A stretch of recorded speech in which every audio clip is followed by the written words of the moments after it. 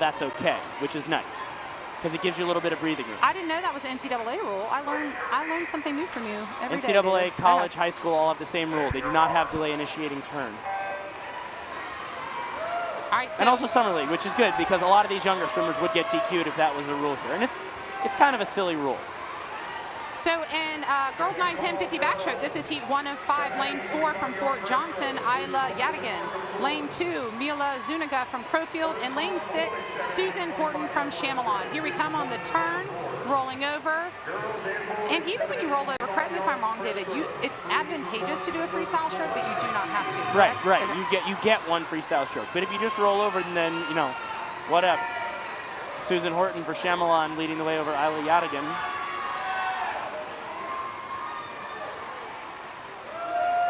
Pretty tight as they come down the stretch here. And it is Horton getting the win there in that first heat, first of 5. So if you're watching at home, you'll also notice that 9-10s, it's a 50, so we're starting from the block end. Here's a replay on heat 1. Our Chamelon swimmer staying on her back. She knows her stroke count, and I love that she trusted it. I think if she took another stroke, she would have finished with her head. Tara, I wanted to ask you about starts on this side. I would recommend to most of the younger swimmers to not grab the bars because it's just so high for them. Way too high. And they don't get enough of a arch in their back when they do the starts. Now, here's a little swim trivia. I hope I'm not wrong. You'll correct me if I am. I think Janie Wagstaff, former American record holder in backstroke back in like the 80s, she never used the block. Oh, I don't know about that. That's very possible. An adult female was using the gutter because that's where she was strongest. That would be my recommendation for the young ones.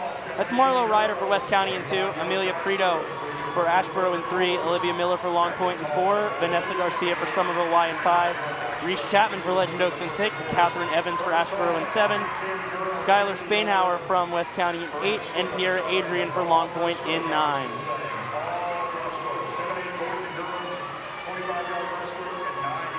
We got some time drops here in this heat.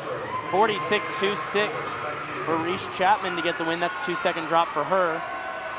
Garcia was second in 47.30.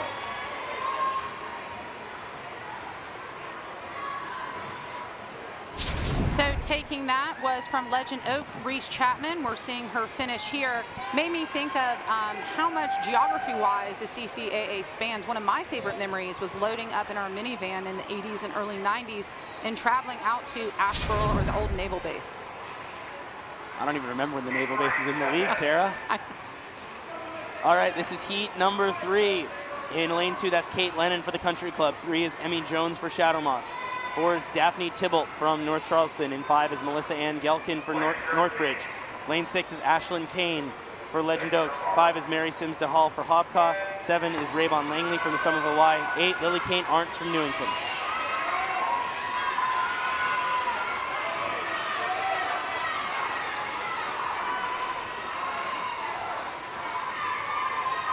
Northbridge Terra swimmer out front. That's Melissa Ann Gelkin. She's going to come over and make that turn with a pretty solid lead on this heat. Great job. So coming off the turn, the older kids, you'll see this tomorrow, I call it clear the flags. If they can get their underwater kicks in, but this level, to even push off underwater and get one kick in a streamline position is pretty impressive. Streamline is the most important position in swimming, and I think all these swimmers know that. As Melissa Ann Gelkin with a huge swim here, 41.60. She drops 2.5 seconds. Big drop for Melissa Ann Gelkin. Second place in that heat went to Mary Sims DeHall in 44.01, and Ashlyn Kane was third. So that was heat 3 of 5. Let's look at that replay. Melissa Ann Gelkin, as David mentioned, 2.5 second drop. You can see her coach in the top of the screen in his white visor and shirt. Very excited for his swimmer. All right, this is heat 4. That's an ace stop for North Charleston in 2. Sailor Copeland for James Island in 3. Brooke Perry for Country Club in 4. Maisie Lewis for Park Shore in 5. Isabel Gregg for Chamelon in 6. In 7, that's Iris Crump for Northbridge. 8 is Margaret Hyde for Hobcaw. And in 9 is Celise Malachowski for Newington.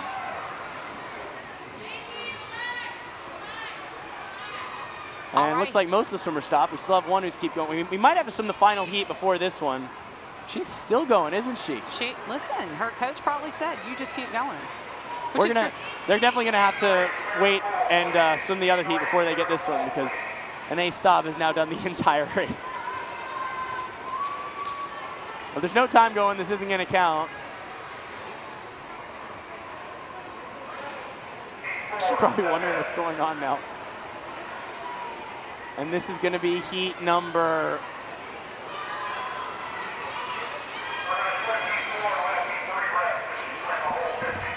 We're going to swim heat 5 before heat 4.